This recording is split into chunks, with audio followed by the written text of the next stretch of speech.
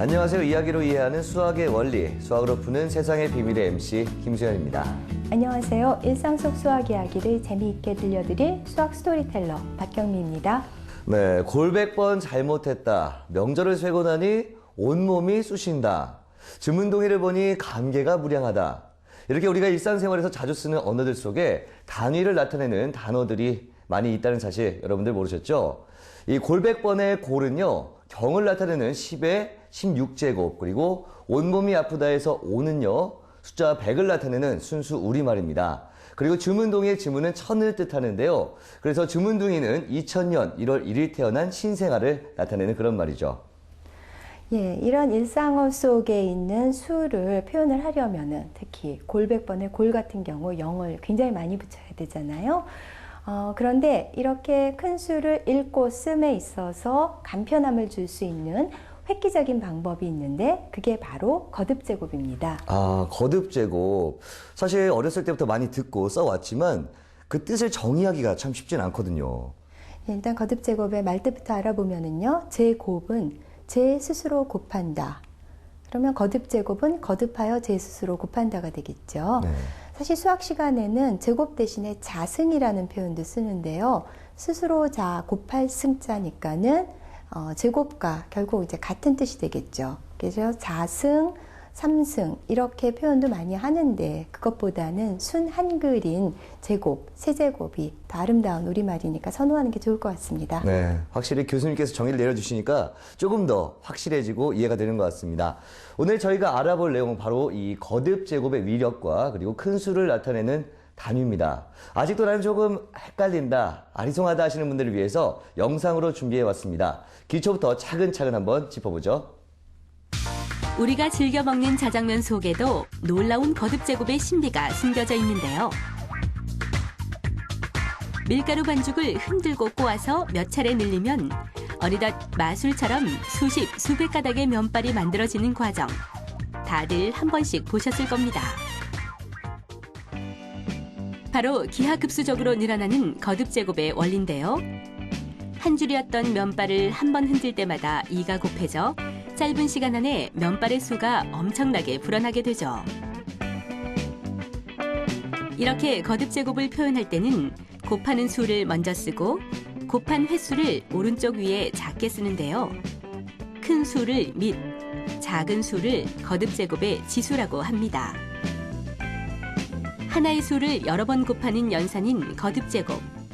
수를 곱할 때마다 그 수는 기하급수적으로 늘어나지만 거듭제곱을 이용하면 아무리 큰 수라도 간단하게 표현할 수 있습니다. 네, 이렇게 영상으로 보니까 확실히 이제는 정리가 되는 것 같은데, 그럼 이 거듭제곱은 언제부터 사용이 된 거죠? 16세기 비에트로 거슬러 올라가는데요. A의 제곱을 나타낼 때 A의 쿼드레이텀에서 AQ라고 적었고요. 그다음에 세제곱은 A큐범에서 AC라고 적었어요. 네.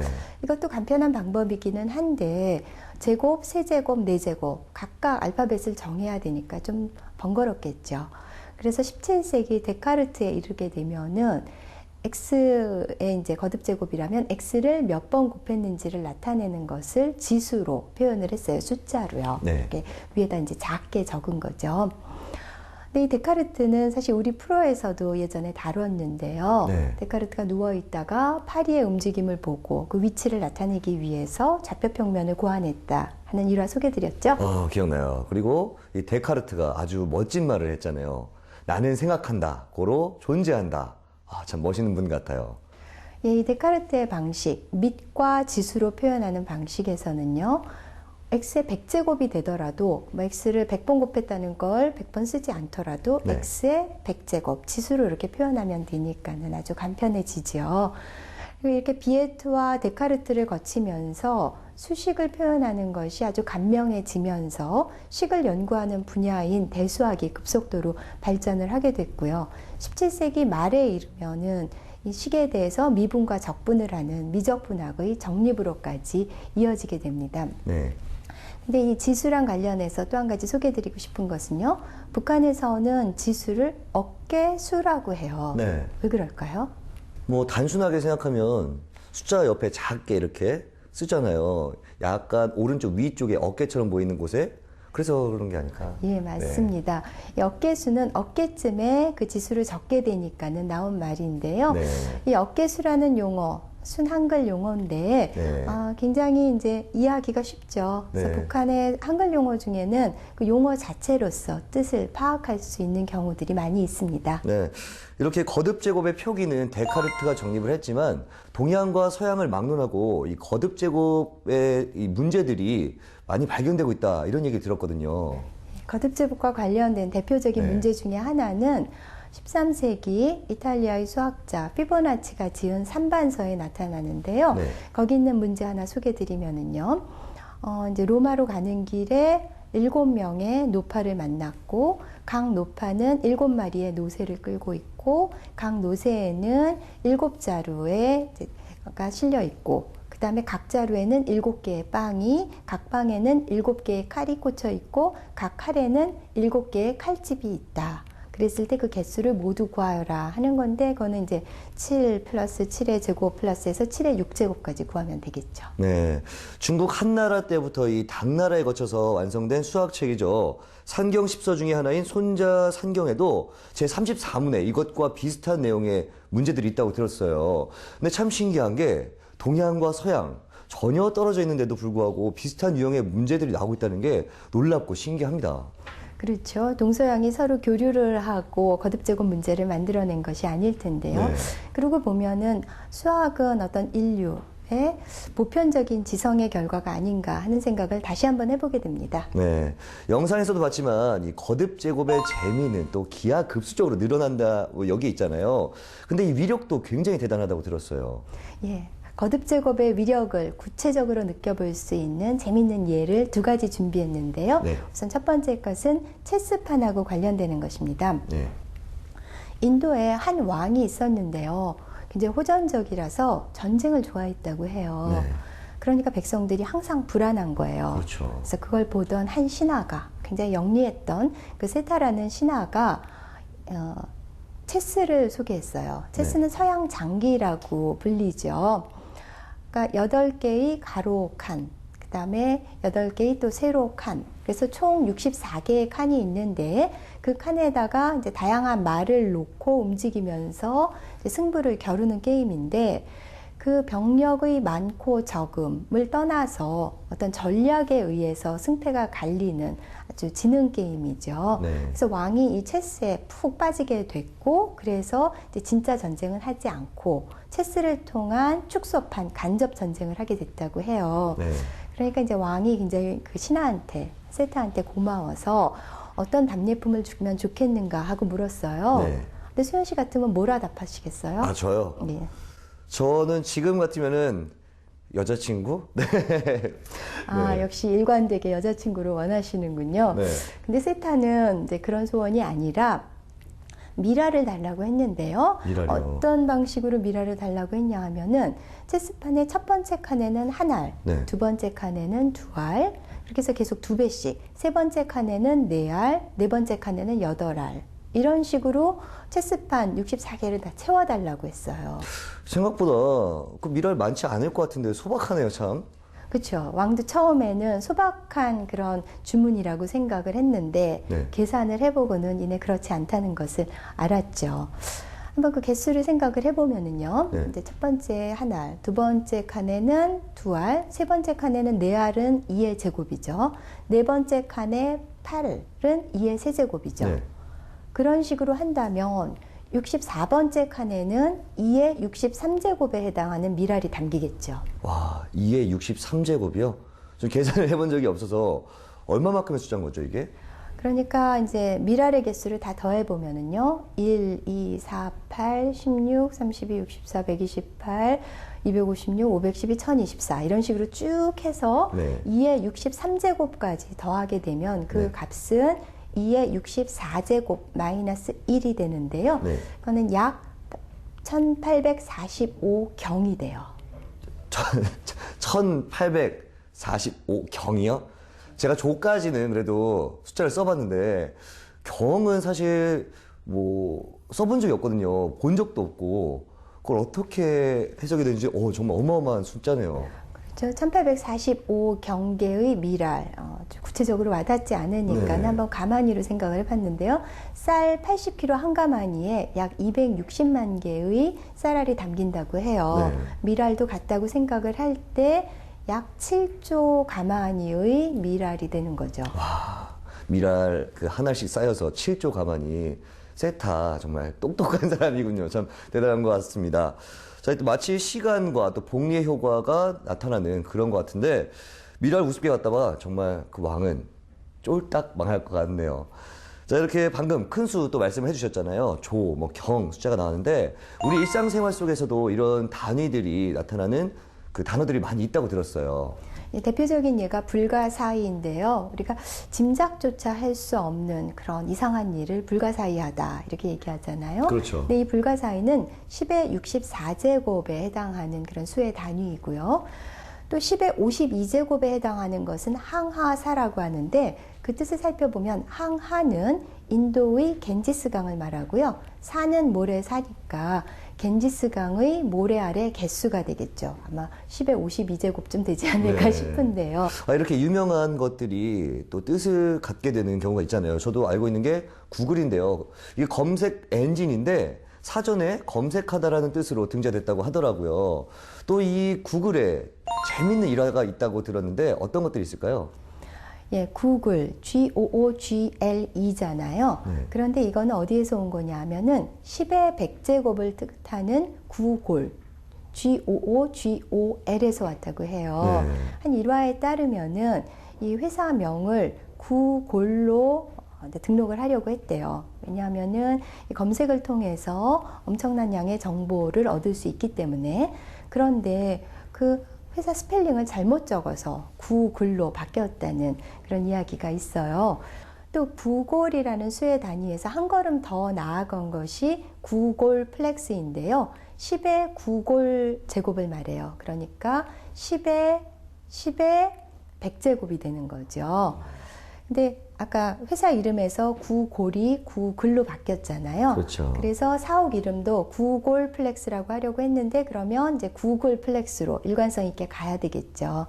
그래서 미국 캘리포니아 마운틴뷰에 있는 구글 본사 사옥이 구글플렉스입니다. 아, 그렇군요. 10의 제곱이 지금 계속 나와서 저도 생각나는데 이 컴퓨터 용어에도 10의 제곱을 사용하고 있는 단위들이 많이 있잖아요. 우리가 흔히 알고 있는 뭐 메가, 기가, 좀 더 나가서 테라 이렇게 했는데 생각보다 많은 분들이 잘 모르시더라고요. 제 아는 동생도 외장 하드를 산다길래 제가 1테라 정도가 괜찮겠네 했는데 잘 이해를 못 하더라고요.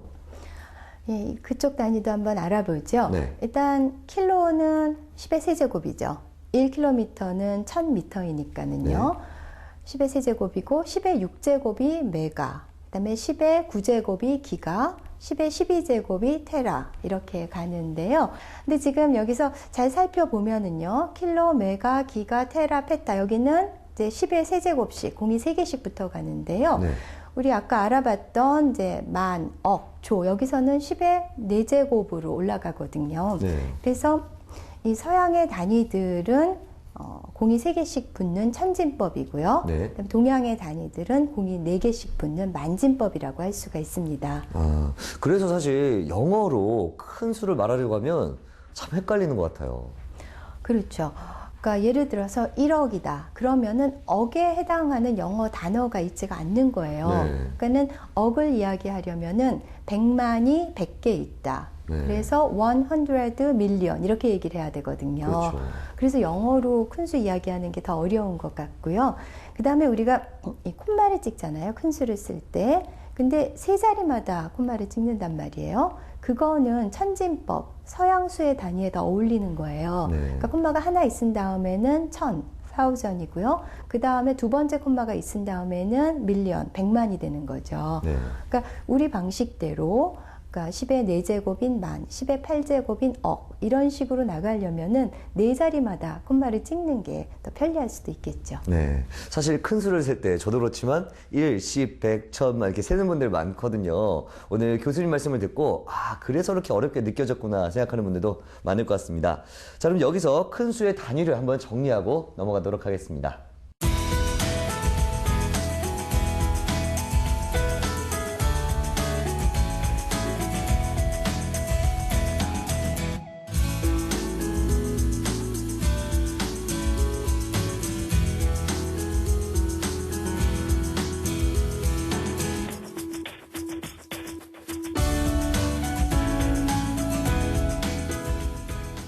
네, 두 번째 문제는 제가 한번 소개를 해드릴게요. 고대 인도의 브라만교 대사원에는 이 하노이 탑이 존재했다고 합니다. 이 사원 안에는요, 3개의 다이아몬드 기둥이 있고 신이 세상을 창조할 때 이 기둥 중 하나에 64개의 순금 원판을 쌓아 놓았다고 합니다. 이 원판들은요, 크기가 큰 것이 아래에 놓이고 작은 것이 위에 놓이도록 쌓여 있는데 신은 이 승려들에게 이 원판을 다른 기둥으로 한번 옮겨보라고 명령을 했습니다. 다 이때 2가지 규칙이 있는데요. 첫 번째는 원판을 한 번에 한 개씩만 옮겨야 하고요. 두 번째는 이 작은 원판 위에 큰 원판을 올려놓을 수 없다는 거죠. 한 번 옮길 때 1초가 걸린다고 치면 이 64개죠. 64개의 원판들을 다 옮겼을 때 얼마의 시간이 걸릴까요? 예, 이렇게 원판을 다 옮기고 나면 세상에 종말이 온다. 네. 이런 전설이 있다고 하는데요. 제가 사실 최근에 베트남에 갔었는데 이 하노이에는 하노이 탑이 없더라고요. 아. 이 하노이 탑을 만든 거는 프랑스의 수학자 루카스라고 하는데요. 네. 그 2가지 조건을 만족시키면서 64개의 원판을 옮기는 것이 얼마나 오래 걸리는지를 네. 보여주기 위해서 이런 게임을 만들었다고 하네요. 네. 이 하노이 탑은 사실 실제로 해보는 것이 더 쉽고 간편하고 이해가 된다고 하잖아요. 우리 한 번씩 작은 원반들을 옮겨보면서 어떤 규칙이 있는지 살펴보죠. 예, 요즘에는 스마트폰 어플로도 많이 나와 있는데요. 네. 오늘 시청자 여러분들과 함께 해보기 위해서 여기 하노이 타워를 준비해 봤습니다. 네. 그럼 가장 간단한 경우부터 한번 알아보죠. 네. 우선 원판이 하나인 경우는 한 번이면은 이동할 수가 있고요. 네. 2개인 경우부터 한번 생각을 해보면은 여기 원판을 2개 놓고 네. 몇 번인지 이제 잘 세어보세요. 네. 한 번, 2번, 3번. 네. 세 번.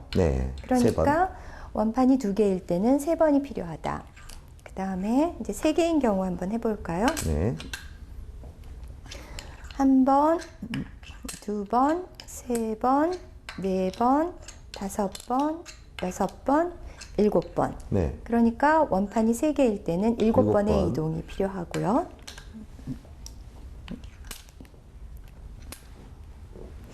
자, 이제 4개인 경우 이제 시작을 해봐야 되는데요. 네. 한 번, 번, 2번, 3번, 4번, 5번, 6번, 7번, 8번, 9번, 10번, 11번, 12번, 13번, 14번, 15번. 네. 4개인 경우는 15번의 이제 이동이 필요했어요. 네. 그럼 여기서 한번 규칙성을 좀 찾아보시겠어요? 지금 보니까 한 번, 3번, 7번, 15번이죠.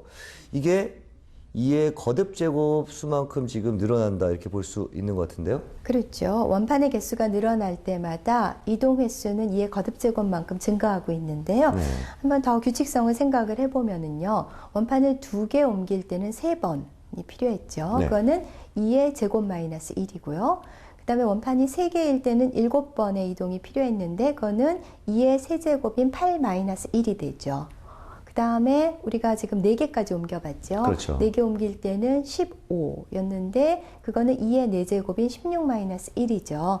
이제 그런 식으로 해서 일반화를 한다면은 n개의 원판을 옮기는 데는 2의 n제곱 마이너스 1번만큼의 이동이 필요하게 되고 네. 이 전설에서는 64개의 원판을 옮겨야 되니까는 그 네. 필요한 이동 횟수는 2의 64제곱 마이너스 1번의 이동이 필요하죠. 네, 2의 64제곱 마이너스 1. 그럼 이게 한 번 옮기는데 1초 걸린다고 치면 2의 64제곱 마이너스 1초가 된다. 이렇게 봐도 되는 거잖아요. 네, 이거 시간으로 계산을 한다면 얼마나 될까요? 예, 2의 64제곱 마이너스 1은 아까 미랄의 개수에서도 알아봤던 수죠. 네. 1845경이었죠. 네. 그러니까 지금 1845경 초가 되잖아요. 그렇죠. 근데 저 감이 안 오니까는 이제 다시 또 환산을 해보면 1년이 365일, 또 하루가 24시간, 1시간이 60분, 또 1분이 60초 이렇게 계산을 해보면은 5,850억 년이 됩니다. 지금 우주의 나이가 137억 년 정도, 네. 그다음에 지구의 나이가 45억 년 정도로 추정을 하고 있기 때문에 5,850억 년. 아직 지구의 멸망이 오려면 멀었습니다. 아, 정말 다행이네요. 감사합니다. 자, 이렇게 알면 할수록 더욱더 흥미로워지는 거듭 제곱의 위력. 이번에는 이 거듭 제곱으로 우주 여행도 갈 수 있다고 하는데요. 함께 떠나볼까요? 1977년 제작된 파워즈 오브 10은 제목 그대로 10의 거듭 제곱의 위력을 느낄 수 있는 다큐멘터리 영화인데요. 이 영화는 시카고 공원에서 휴식을 취하고 있는 남녀의 모습에서 출발해 카메라의 거리를 10배씩 늘려나갑니다. 현실 세계에 있는 공원의 남녀는 점차 멀어져 점이 되고 우리나라 면적보다 넓다는 공원 옆에 미시간 호수가 나타나죠. 그리고 10의 6제곱에 이르러서는 지구가, 10의 10제곱이 넘어서자 화성과 수성, 금성 등 태양계까지 멀어집니다. 겨우 10의 10제곱을 했을 뿐인데 말이죠. 이렇게 거듭 제곱을 이용하면 누구나 손쉽게 상상의 우주 여행을 떠날 수 있답니다. 네. 이 영화가 처음 나온 게 1970년대라고 하는데 어떻게 이런 아이디어를 만들었는지 참 재밌는 것 같습니다. 맞아요. 이 거듭 제곱을 이용하는 것은 천문학적인 수에서 많이 쓰이죠. 일단 빛의 속도는 3 곱하기 10의 8제곱미터 퍼 세크예요. 그러니까 1초에 30만 킬로미터를 가는 거죠. 그러니까 지구 둘레가 약 4만 킬로미터이니까는요. 이 빛의 속도라면은 7분의 1초면 지구 한 바퀴를 도는 그런 빠른 속도인데 그 속도로 1년을 간 게 광년이죠. 네. 그래서 1광년은 9.46 곱하기 10의 12제곱 킬로미터가 되는 겁니다. 네. 그렇다면 이 거듭 제곱의 위력을 또 느낄 수 있는 부분 없을까요? 자, 지구에서부터 태양까지 네. 신문지를 접어서 갈 수 있다. 에이. 제가 그걸 모르긴 몰라도 이거는 신문지를 접어서 어떻게 태양까지 가요? 제가 딱 들고 있는 큐카드도 지금 약 한 4mm 정도? 3mm 정도 되는 것 같은데 이 지금 내장 있는데도 이거 신문지는 이거보다 훨씬 얇잖아요. 좀 힘들 것 같은데요? 수학의 세계에서는 불가능한 게 없죠. 수학을 통해서 상상의 나래를 펼칠 수 있는데요. 한번 신문지 접기 도전해 보시겠어요? 제가 해보겠습니다. 한번 주시죠. 네, 제가 준비를 했죠. 짠. 과연 이게 교수님께서 준비를 하셨는데 제가 딱 봤을 때 이게 한 장이거든요. 이렇게 얇은데 제가 접어보겠습니다. 자, 한 번 접고요. 2번을 접습니다. 자, 2번 접었는데도 아주 얇아요, 지금. 자, 3번. 자, 깔끔하게 한번 접어볼게요. 4번. 자, 약간 교수님 흔들리시는 것 같은데요. 지금 5번 접었어요. 예. 여러분들 5번 접었는데 이만큼밖에 안 돼요, 지금. 해보시죠. 지금 2mm, 3mm밖에 안 되는데요. 자, 이제 6번. 잘 안 잡히는데요? 7번. 잘 안 잡히는데요, 이제? 근데 이렇게 보다 보니까 아까 분명히 제가 한 2mm 정도밖에 안 된다고 했잖아요. 근데 벌써 한 이 정도 두꺼워졌죠? 두꺼워졌어요. 이게 접다 보면 혹시 가능할지. 엄청나게 늘어날지도 모르겠다는 생각이 드는데요. 자, 지금 이제 8번째 네, 그쵸. 접고 있는데요. 사실 신문지로 더 이상은 안 접히죠. 네. 그래서 50번을 접는 게 현실에서는 불가능하기는 하지만 네. 만약에 50번을 접을 수 있다고 했을 때 그 두께는 지구에서 태양까지의 거리를 넘어서게 됩니다. 그럼 일단 신문지 한 장의 두께가 0.2mm라고 생각을 해보면은요. 네. 50번을 접었으니까 거기에다가 2의 50제곱을 곱해야 되겠죠. 네. 그 값은 약 2억 2,500만 킬로미터가 됩니다. 네. 지구와 태양 사이의 거리 아시나요? 제가 알기로는 약 1억 5천만 킬로미터? 네, 이렇게 알고 있거든요. 그렇죠. 그런데 아까 신문지 50번 접었을 때는 2억 2,500만 킬로미터가 됐잖아요. 더 기네요. 그렇죠. 대단합니다. 네. 그래서 아인슈타인은 2배씩 증가하는 복식 증가를 세계에서 8번째 불가사의다. 우리가 왜 7대 불가사의 이렇게 얘기하잖아요. 그렇죠. 이제 그걸 넘어서는 그 8번째 불가사의라고 이야기를 했는데 공감을 할 수 있을 것 같아요. 네, 정말 이 거듭 제곱의 위력은 상상을 초월하는 것 같습니다. 네, 수학으로 푸는 세상의 비밀, 하노이 탑과 우주 여행으로 풀어본 거듭 제곱의 놀라운 능력, 여러분들 실감하셨나요? 그렇다면 달의 질량을 거듭 제곱으로 표현하면 어떻게 될까요? 지구에서 달 나라까지는 종이를 몇 번 접어야 도달할 수 있을까요? 이 시간에 멈추지 마시고 계속 수학의 상상력을 높여보시기 바랍니다. 저희는 이만 인사드리고 다음 주에 다시 찾아뵙겠습니다.